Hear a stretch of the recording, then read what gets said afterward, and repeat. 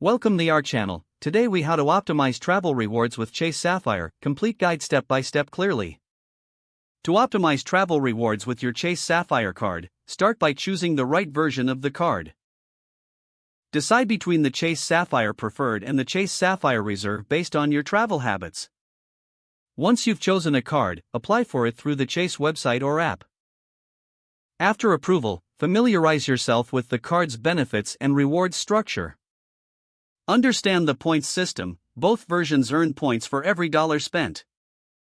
Focus on categories that offer the highest rewards.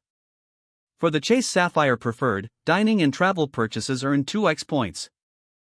For the Chase Sapphire Reserve, these categories earn 3x points. Ensure you activate any special bonus categories if offered. Next, utilize the Chase Ultimate Rewards portal for booking travel.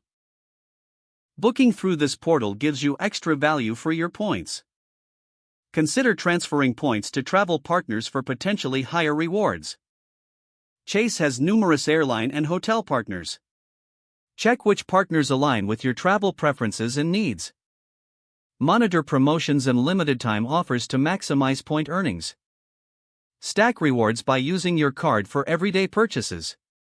Pay attention to sign-up bonuses and meet the required spending limit. Make sure to pay your balance in full each month to avoid interest charges.